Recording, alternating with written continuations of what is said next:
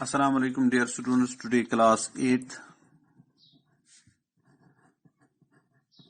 subject science,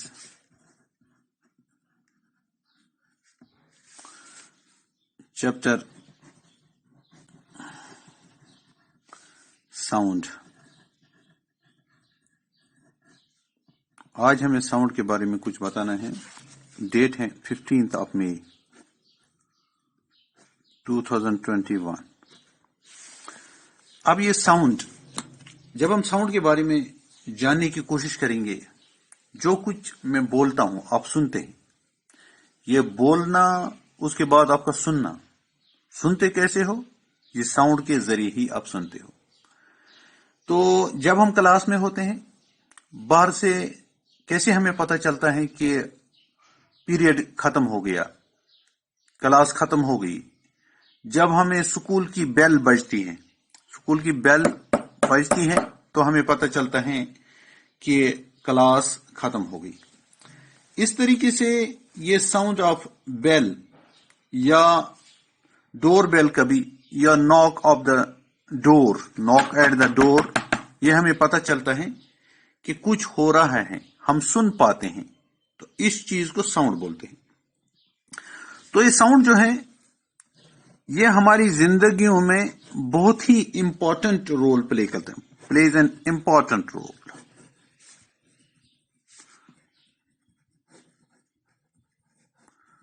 important role in our life. ہماری زندگی میں ایک اہم رول ادا کرتا ہے.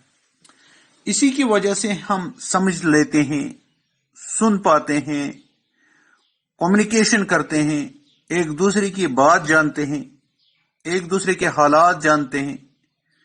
کوئی چیز کسی سے مانگنی ہو تو اسی ساؤنڈ کی وجہ سے ہی ہم مانگتے ہیں.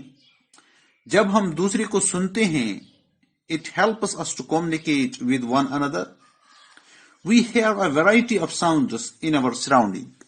کہیں پرندوں کا چہچہانا، کہیں ہوا کا آنا اور کسی چیز کے ساتھ ٹکرانا، کہیں کسی کے چلنے کی آواز، آہٹ، کسی کا بلانا، جانوروں کا بھونکنا، یعنی کتوں کا بھونکنا، جانوروں کا آپس میں بول چال کرنا، پرندوں کا یعنی مختلف قسم کی آوازیں، یہ بھی ابھی دیکھو یہاں سے ایک جانور چیرو چیرو کر رہا ہے، یہ بھی ہمیں ایک ساؤنڈ ہی ہے جس سے ہمیں پتہ چلتا ہے کہ ہمارے ارد گرد کیا ہو رہا ہے اور ہمیں کیا کرنا چاہیے. تو یہ صرف ہم ساؤنڈ کے ہی بنا سنتے ہیں. یا کبھی کبھی ہم جب کبھی میوزک سنتے ہیں تو اس میوزک کا آنند بھی ہم ساؤنڈ کی ہی مدد سے لیتے ہیں. جیسے ہمارے پاس ڈفرینٹ یعنی انسٹرومنٹس ہوتے ہیں، میوزیکل انسٹرومنٹ، جیسے طبلہ ہے، ہارمونیم ہے، فلیوٹ ہے، یا اور سارنگی ہے، یا باقی چیزیں ہیں جن سے وہ ساؤنڈز نکلتے ہیں. تو اس طریقے سے ہم ساؤنڈ سن پاتے ہیں. اب یہ ساؤنڈ آتا کہاں سے ہے؟ ساؤنڈ ویبریشن سے ہو جاتا ہے. جیسے ہم نے اس ٹیبل پہ مارا اور ٹیبل میں تھوڑی سی ایک یعنی ویبریشن ہوئی، اس ویبریشن کی وجہ سے ہم نے ساؤنڈ کو سن لیا.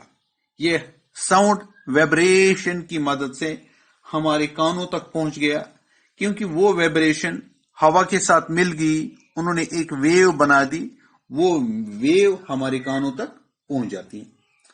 تو اب کبھی اگر ہم سکول میں یہ بات کریں گے، touch the school bell when not in use, جب یہ استعمال نہیں ہے تو ہم اس کو ہاتھ لگائیں گے، اس کو ہم دیکھیں گے، یعنی کیا ہو رہا ہے، اس کو کوئی نہیں ہوگا. پھر ہم اس کو ماریں گے ہیمر سے. تو ہیمر کو مارنے کے بعد ہم پھر سے اس کو اگر پکڑیں گے یا اس کے ساتھ ٹچ کریں گے تو ہمیں اس میں تھوڑی سی جنجناہٹ، یہی تھوڑی سی یعنی ویبریشن دکھے گی. وہی چیز، وہی ویبریشن ساؤنڈ پروڈیوس کرتی ہے، وہی ویبریشن ہمارے پاس ساؤنڈ پیدا کرتی ہے. تو ہم یہ سمجھ لیتے ہیں. یا اگر ہمارے پاس فرائی پین ہو یا کوئی چیز ہو، یعنی اس کو ہم بجانے کی کوشش کریں گے تو اس طریقے سے ہم اس کی وائبریشن کے ذریعے ساؤنڈ پروڈیوس کر سکتے ہیں.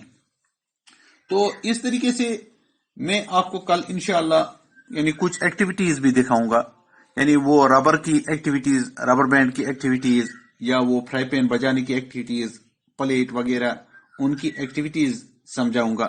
تو اس سے آپ یہ جان پائیں گے کہ یہ ساؤنڈ ہم تک پہنچتا کیسے ہیں اور یہ وائبریشن کے ذریعے ہم تک آتا کیسے ہیں. جب ہم یہ ربر بینڈ ہیں تو جب ہم اس کو یعنی تھوڑی سی اس سٹرنگ کو ہم ہلاتے ہیں تو اس کی وائبریشن جو ہے وہ ساؤنڈ پروڈیوس کرتی ہیں. تو وہ پروڈیوسڈ جو ساؤنڈ ہے وہ پھر ہمارے کانوں تک پہنچ جاتا ہے تو ہم کچھ سن پاتے ہیں. تو اس طریقے سے جیسے بھی کسی چیز کا یعنی وائبریٹ ہونا، تو یہ ہمیں کیا دیتا ہے، یہ ہمیں وہاں پر ساؤنڈ دیتا ہے.